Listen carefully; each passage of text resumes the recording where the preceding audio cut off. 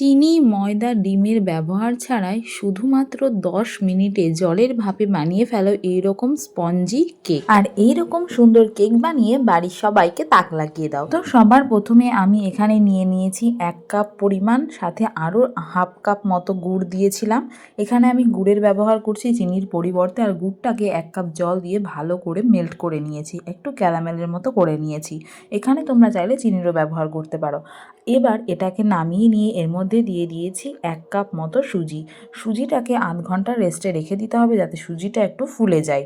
আধ ঘন্টা পর ফিরে এসেছি, দেখো সুজিটা কতটা গুড়ের রসটাকে টেনে নিয়েছে। এবার এর মধ্যে দিয়ে দিচ্ছি ২ কাপ পরিমাণ আটা। আর এই সব উপকরণগুলো কিন্তু আগে থেকেই তোমরা চেলে নেবে। এর মধ্যে দিয়ে দিলাম ১ চিমটে নুন, আর এখানে ব্যবহার করছি হাফ কাপ সাদা তেল। এখানে সাদা তেলের পরিবর্তে বাটারও ব্যবহার করতে পারো।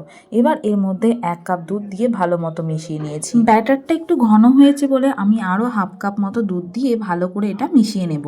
আমার মতো এরকমই স্পঞ্জি কেক বানাতে হলে কিন্তু আমি যে স্টেপগুলো দেখাচ্ছি সেগুলো সেভাবেই কিন্তু ফলো করো। এবারে এর মধ্যে আমার পছন্দ মতো ড্রাই ফ্রুটসগুলো দিয়ে দিয়েছি, তোমরা তোমাদের পছন্দ মতো ড্রাই ফ্রুটস ব্যবহার করতে পারো।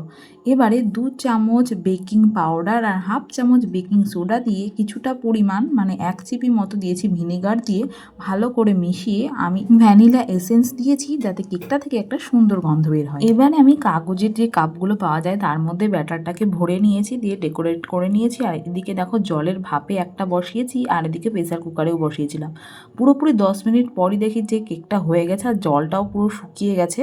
আর এদিকে প্রেসার কুকারেও সেম একই সময়ের মধ্যে কিন্তু কেকগুলো খুব সুন্দরভাবে হয়ে গেছিলো। তোমরা কিন্তু এই কেকগুলো পুরোপুরি জলের ভাপেই করতে পারো, ভীষণ সুন্দর হয় আর খেতেও কিন্তু দারুণ টেস্ট হয়েছিল।